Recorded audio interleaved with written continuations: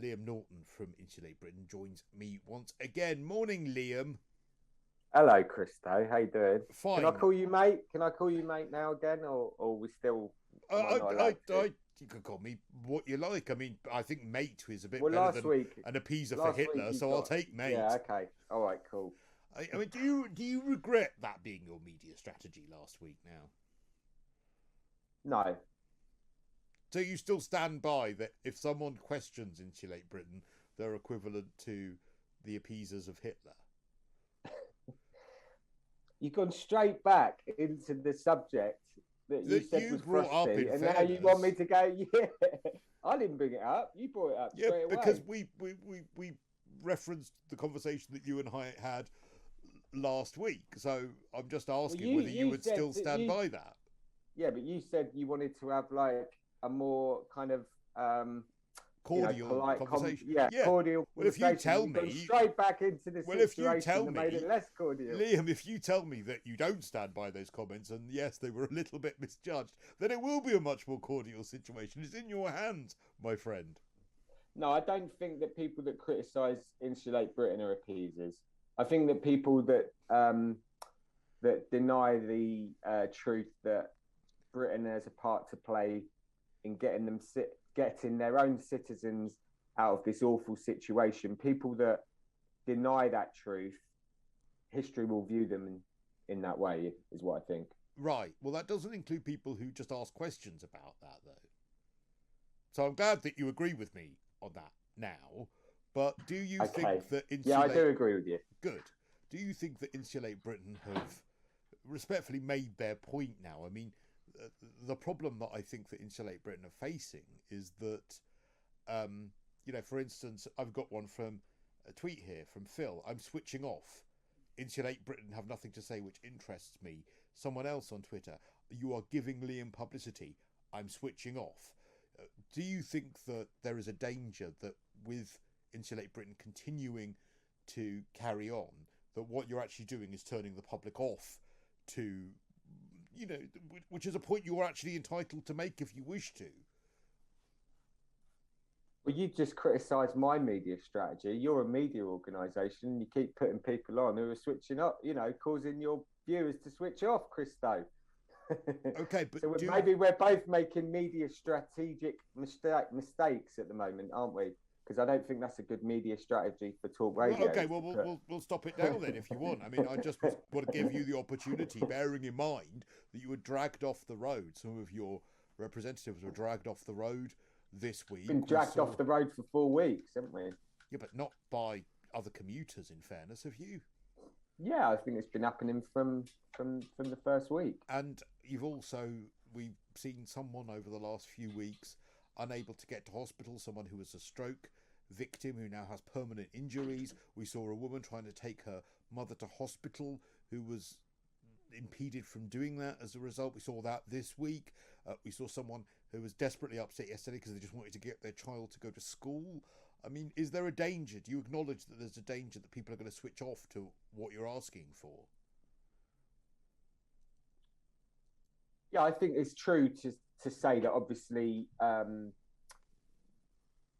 there's a consequence to disruption, and there's a consequence to the kind of disruption that we've seen over the last 4 weeks. And we're just as mystified as the rest of the British public as to why Priti Patel hasn't put us into prison. She's got the ability to remand us into prison for public nuisance, criminal damage, and the British people should be asking why they haven't chosen to do that, because we're just as mystified as anyone else. So yeah, we accept there's a consequence to disruption, and there's also a consequence to 2 degrees C, which Chatham House report said last week. There's a 95% chance that we're going to go over it.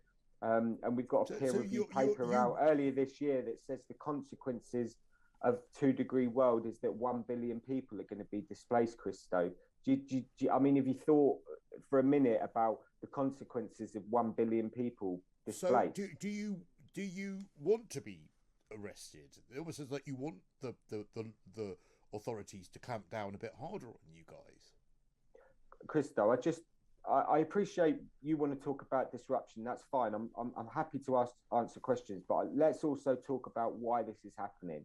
And I've just said, what are the consequences of 1 billion people being displaced, which is looking like it may happen within the next 10 to 20 years. 1 billion people displaced doesn't happen in a vacuum. Okay, well, look, we're going to come back. There's a consequence to the British people. But then I'm afraid that leads me to the question which got us into this mess last week, because then you should be able to tell me then if all of your policies are implemented by the government and there is a retro insulation of various homes and it becomes cheaper to do so and all of those things that you want, what contribution to the world's carbon emissions will that then make? What reduction to the world's carbon emissions would there be as a result of everything that you're asking for being implemented?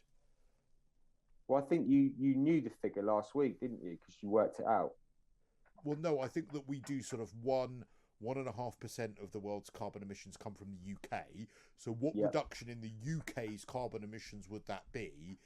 So that'll be 15% of the UK, wouldn't it? So then you can work that out, Cristo. You're a clever guy. So it's 0.15%. So that would be 0.15% of the world's emission.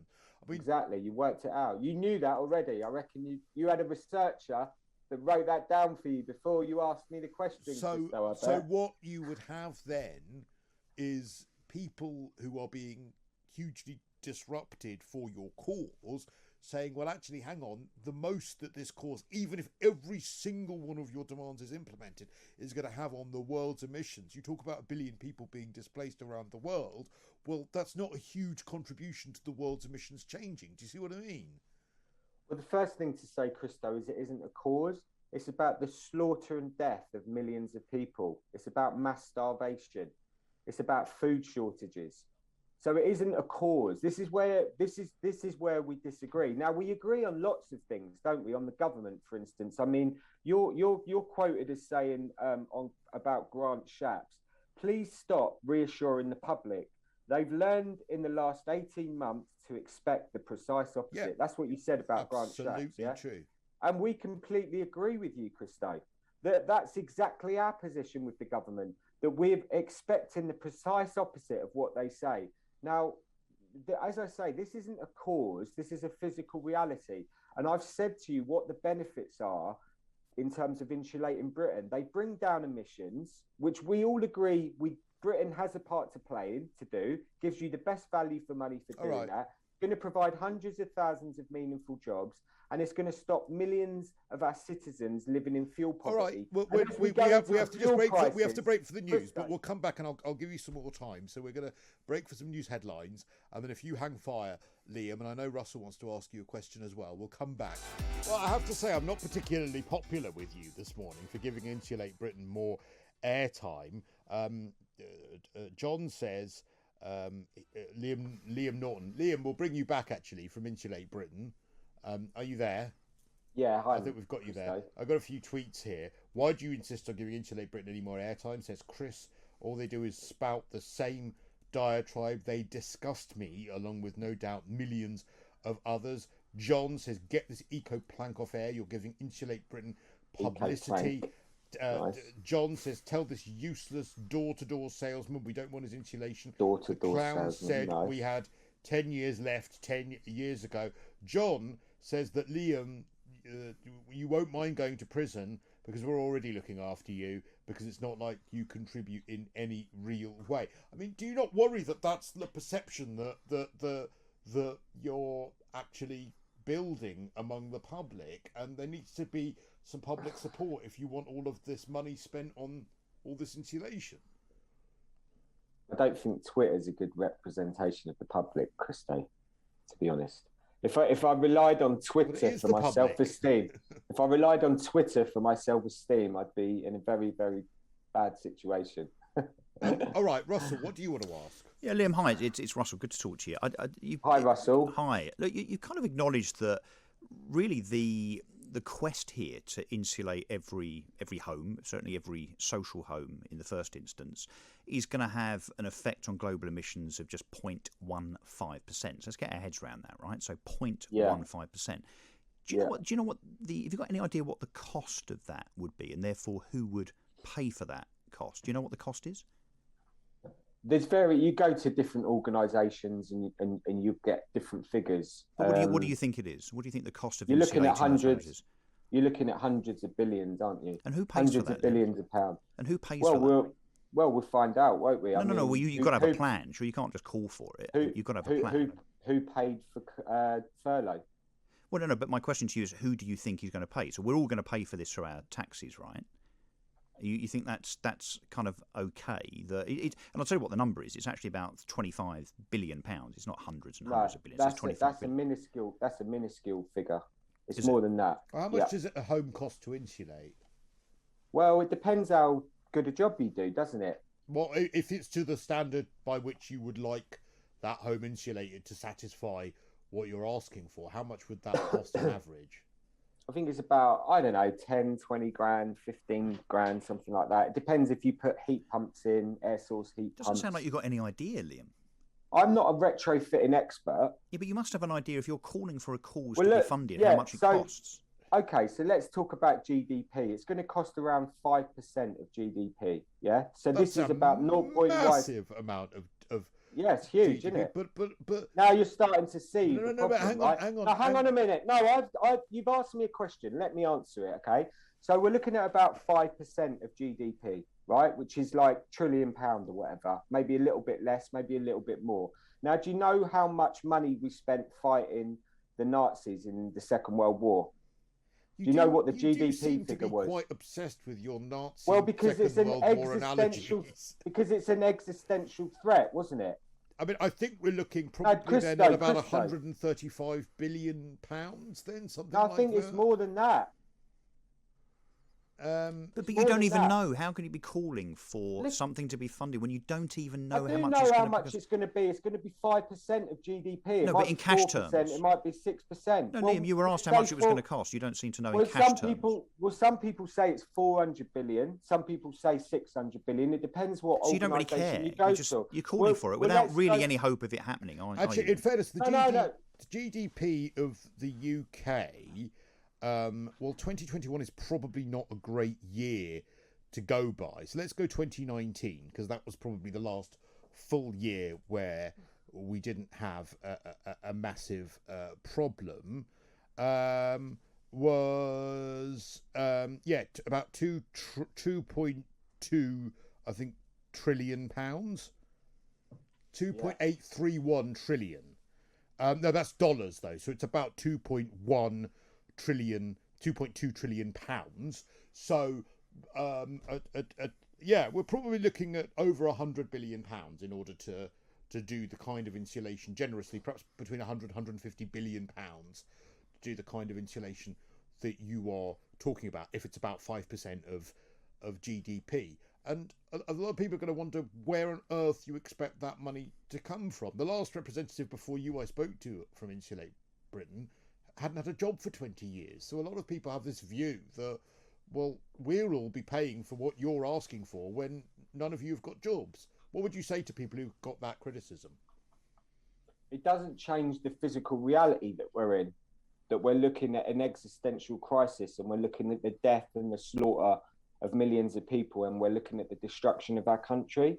Now, the thing is like, the reason why I go back to the Second World War, Cristo, is not because to glamorise, anything in particular, but it was the last time the country faced an existential threat, okay? And what the country did is they rolled up their sleeves and got on with it. When they had to borrow money, the country was skint back then, wasn't it? It was skint, but it knew that there was this threat out there. And so it just borrowed the money and sorted out the problem. That's what it did. But who pays back borrowed money? Well, maybe the rich and the elites could start paying it. Maybe, I don't know. Maybe we could sort of like tax them a little bit more. I don't know. Do you know what I mean? But all I'm saying is that this problem has to be dealt with. And you can criticise me for not having an encyclopedic knowledge of all the figures and stuff like that. Because ultimately, what I'm saying is basic knowledge of your subject. Your subject. It's going to cost a few £100 billion. Yeah. That's what I've said. Right, I mean, it could be 50 billion less. It could be 50 billion more. Like, who knows? I mean, they always cock up money and figures and projects, don't they? So let's be honest with ourselves. Back to the question then, which I'm sure you will have been expecting, because one of the reasons that you were unhappy with the interview on Good Morning Britain was because they were asking about the house you lived in and whether that has adequate insulation. And have you sorted that out now, and have you made a plan to get your home insulated? Yeah, I've set up a GoFundMe. If you can donate any money, set up a GoFundMe. Why don't you pay for it to be insulated? If you could donate any money, why don't you pay? I'd be very appreciative, Cristo. Have you really set up a GoFundMe to have your home insulated? No, I haven't. No. Why? What plan have you made to get your home insulated now? Then? The Insulate Britain was a big conspiracy for me to get my home insulated. No, but seriously, you found me out. Have you got your home in Streatham insulated yet? No. Liam, you can't set up a GoFundMe because you don't know how much it's going to cost. You've already said that. No, I do know how much it's going to cost, yeah. But why haven't you got your home insulated yet? Because I'm a hypocrite. Well, I mean, that is going to be the accusation. I mean, you understand that that's a reasonable accusation for you to ask for something else to be done because it's so urgent, but then you haven't done it where you live yet. Yeah. Because there are, as you said, 1 billion people going to be displaced, and this huge existential threat, and all of these people going to be slaughtered, using your words. So why haven't you insulated your own home yet when you know that that's the issue, Liam? Yeah, I know. I'm terrible, aren't I? But then, do you understand why people will think, well, this guy doesn't really care about insulation. He only cares about causing disruption and trying to make a name for himself. Yeah, they're right. I don't particularly care about insulation. So you don't care about insulation after all? No. Why are you? What I care about is the future of this country. What I care about is the future of this country. What I care about is people's children who are 3. When I'm in the supermarket, Cristo, I see little girls with their dads, and I look at them and my heart breaks because I think about their futures. It doesn't break enough for you to insulate your home, Liam. Well, I mean, you don't worry enough about these people for you to insulate your own home. Your cause literally doesn't start at home, Liam.